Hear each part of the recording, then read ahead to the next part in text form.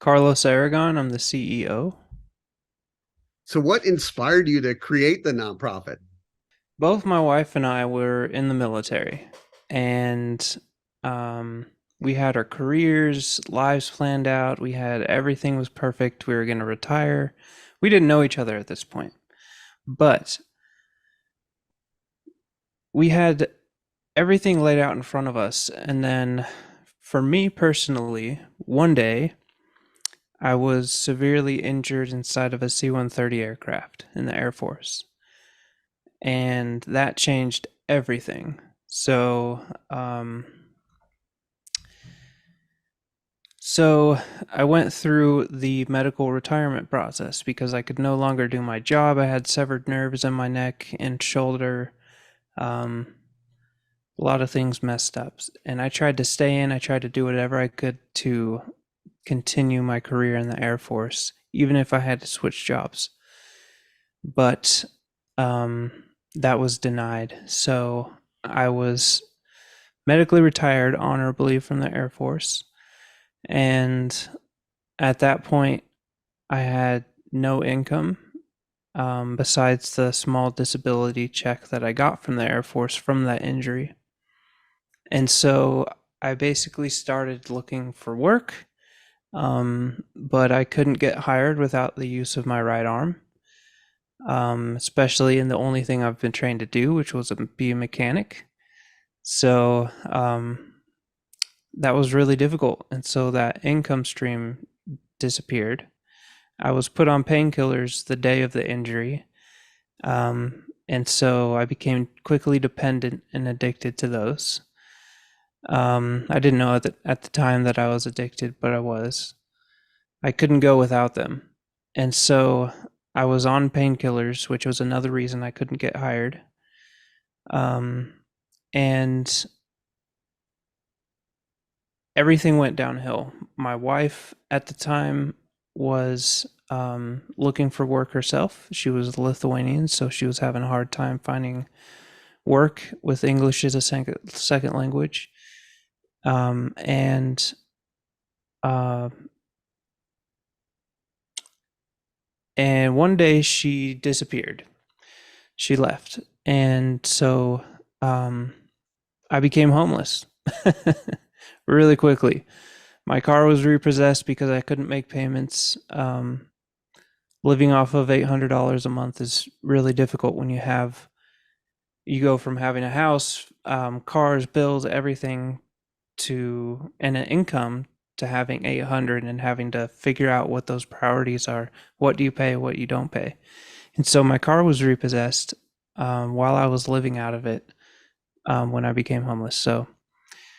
Um, so yeah, got I didn't have a house. Um, Living out of my car, went into Walmart to get water, and came outside, and my car was gone. And everything was inside my car: clothes, the rest of my wallet, or important belongings. Everything was in the car. Um, and so I didn't know what to do, so I just started walking. And uh, I survived, but a year and a half later, um, I was found dehydrated in a parking lot and brought to the ER, and they basically gave me the choice to change, to change to save your life or continue on what you're doing and die. And I didn't know how to get out of that cycle of homelessness. It's extremely hard. So I went to the VA rehab center, which was absolutely incredible. I did 6 months of full time classes and therapy. They have job specialists and everything, and it was amazing. So I graduated rehab, and I was clean. I was free. I was had a reset on my life at 26 years old. But I didn't know I was going to meet Kira in rehab, my wife, my current wife, my only wife, and her and I together we went through this, and she was battling alcoholism, and together we supported and uplifted each other. And once we got out of rehab, we decided to, we wanted to give back. I still didn't have a job. I still didn't really know what I was going to do. And so we started volunteering for different nonprofits and helping the homeless and things like that. But one day, I realized that I was getting really depressed and sad, and I didn't have any goals or motivation or drive. I didn't know what my life's purpose was. And so months passed by, and we buy this little Walmart telescope for $40 for our son's birthday. And we set it up in the backyard. And I didn't know how the heck to use it. I've never touched a telescope in my life. So I pointed it at the brightest thing in the sky, the brightest star, and I looked through the eyepiece, and it was Jupiter. I had no idea that this little tiny piece of plastic um, with a couple lenses could transport you through time and space to see the four moons orbiting Jupiter, the cloud bands on Jupiter, the great red spot. You could see everything. And so this little Walmart telescope, not only did it distract me for the 4 hours that I was out in the backyard, but it was exciting. It was something new. It was something off this earth, outer worldly, something that you're not used to. It's unique.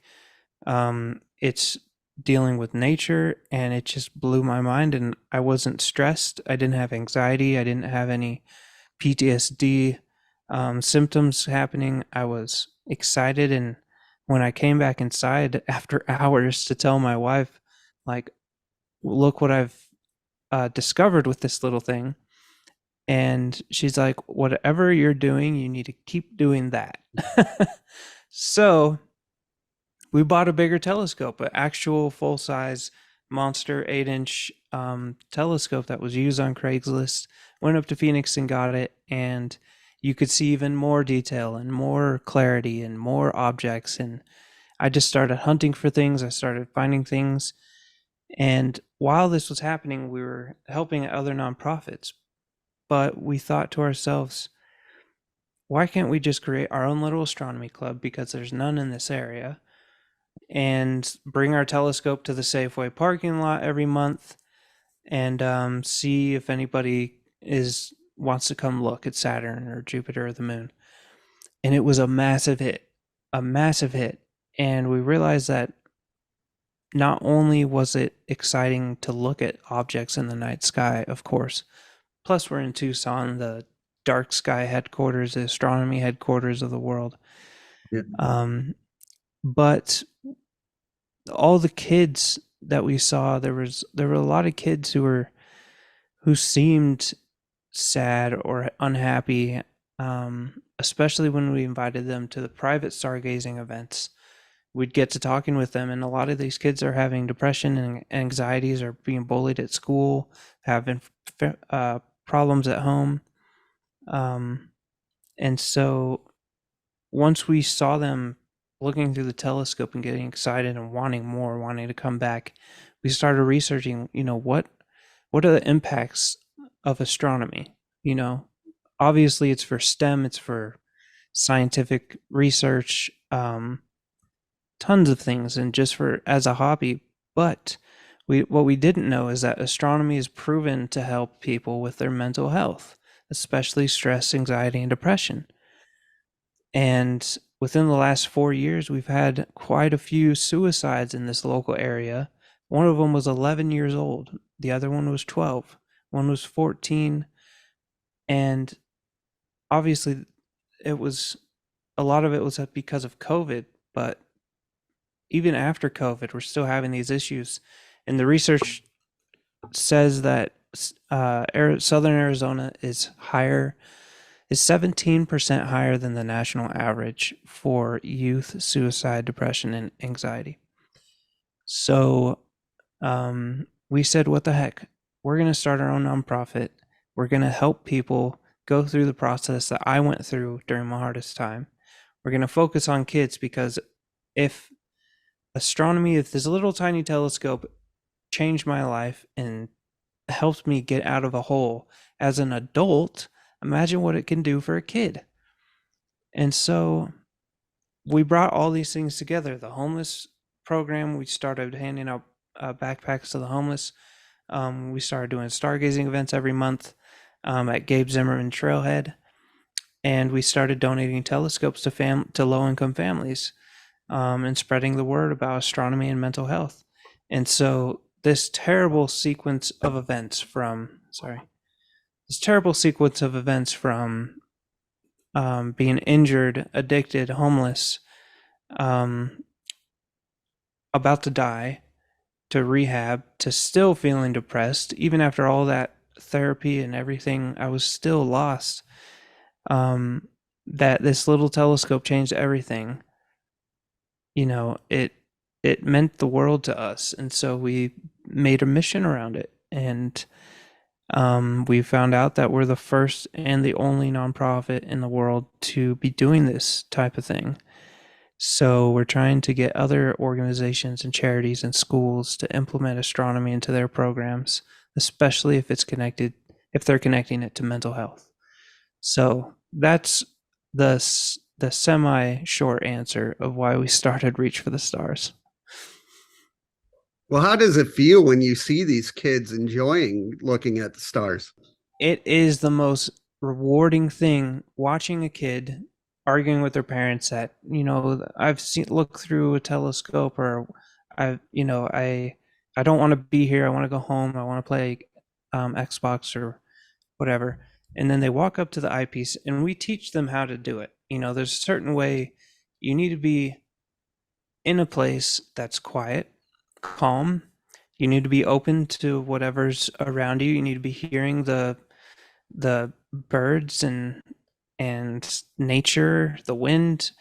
Just be grounded and just kind of know where you're at and know what you're about to look through. You're just looking through a two pieces of glass or two mirrors. Um, and and so we show them how to use a telescope. And when they walk up to it and look through that eyepiece, it's an extreme awe effect. It's a massive hit of wonder, and you can see their minds just light up, and they start asking questions while they're looking. They start talking about facts that they know. They start getting really excited. They start asking their parents to buy them a telescope. It is just the most incredible, rewarding thing to see them. And it doesn't matter what age they are. We've had the elderly break down in tears when they see Saturn's rings, saying, "Why haven't I known about this my whole life? Like, what have I been doing?" um, and it's surreal seeing the objects float across the field of view in the eyepiece, because Earth is rotating at 850 miles an hour here in Tucson to the east. And so the stars look like they're moving west. And it makes it very real. It makes it very personal. And it's incredible seeing those people light up like that. Just talking to you about this actually makes sense because I suffer from mental illness. And I know just going outside at night and seeing some stars, take a deep breath, it does, is a little therapeutic, but I've never done the telescope. So, uh, Well, I might just send you one. Yeah, it's interesting. Connecting to nature is one thing, but seeing something up close and personal that's in our solar system or beyond the galaxies and nebulas that we show people, it's a very unique experience, and it's something that therapy cannot tap into, or traditional measures can't tap into. And of course, therapy works, but the addition of astronomy into people's lives, and you don't need a telescope, but the addition of astronomy um, is very impactful. So I highly recommend it. and then I talk to a lot of veterans and they talk about the challenges of the transition process. Do you think Oh my something gosh. like this would help veterans as well? Yes, absolutely. The transition process is very difficult. The VA, the government, has been working on it, and apparently it's getting better. And they have apprenticeship programs while you're still in the military, and they pay you to go work at a job while you're still in or while you're getting out. Um, so I've heard, but that doesn't mean it's easy because once you get those papers and you drive off base, or you leave your position for the that last time, it is an overwhelming experience, and it is not easy to go through. Um, the the culture is just a massive difference. There's so many things that you get used to in the military, especially after 10 years. Um, and so going into civilian life is very difficult. So once we get our building, we're looking for a building to build a community observatory as a headquarters for our nonprofit, because currently we're out of our house. Once we get a building and we get the people to expand this mission, we're going to implement veteran PTSD program with our astronomy. And so with that goes, I want to go and talk to the people going or transitioning out of the military in the, I forget what it's called, but it's like a 3 week or a couple months. You go to a bunch of classes with other people who are getting out of the military. It's not called, I forget what it's called. There's an acronym for everything, of course, in the Yes. military. But I want to go and teach there and tell them, what my experience was with this and how astronomy could have helped me. So yeah, one day we'll get to the veterans. How has creating the nonprofit with your wife helped your own healing process? The nonprofit, we didn't know what the heck to expect. We didn't know what we were getting into. But we had been on the board of directors at different nonprofits, and it was difficult. But having that, just the process of building a nonprofit, working with the IRS and these things, um, that was, for people in recovery, staying busy is extremely important. Um, Lack of busyness or uh, being stagnant can lead to relapse. And so that in itself was awesome. It kept us busy, it kept our minds off things, and it was exciting the entire time. We really enjoyed building the nonprofit and making it our own. And it was difficult because no one's ever done this before, so we didn't have an example to go off of. But the astronomy aspect, it was very helpful and very healing at the end of the day. If we had a rough day or we were working on a grant or something, it's just very tiresome, very gives a lot of anxiety. Or even doing events, I have anxiety and butterflies and nervousness in my stomach 24/7. So doing events and presenting to a group of 100 people, the constellations or anything, is difficult. And so once at the end of the day, no matter what we were doing at home, at an event, once everyone leaves or once it's nighttime, I go outside alone. Kira, my wife, goes and lays on the trampoline and just looks up.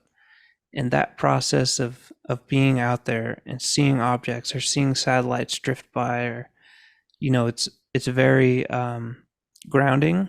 And um, like I said, that awe effect is a scientifically proven method, so we use it.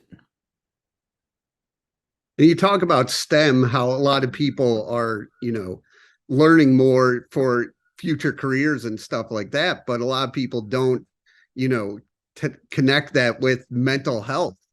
How how did you guys make that connection? Well, it kind of happened naturally. Um, Astronomy, like I said, is proven to help, and everything. If you want to know anything about astronomy, you're gonna have to learn some STEM. Science, technology, engineering, arts, and math is everything astronomy. From measuring distances and parallax angles and all these things, it's, if you want to dive into astronomy or even know how a telescope works, how light travels through optics or mirrors and wavelengths, and even how temperature and the Earth's atmospheric distortion changes your image or your view depending on what you're doing. I do a lot of astrophotography and imaging, so it's all based in STEM, and introducing kids to that, or people or adults, that is really exciting because STEM is what is needed to make the future a brighter place. And sending kids through our program, introducing them to these astronomy classes and programs, it sets them on a trajectory to becoming scientists, explorers, um, imagers, uh, researchers. There's so many things that are in the STEM field, and um, all of it is positive and reinforcing a better future. So we highly encourage STEM. We do experiments, we launch rockets, we do everything you can imagine involving space.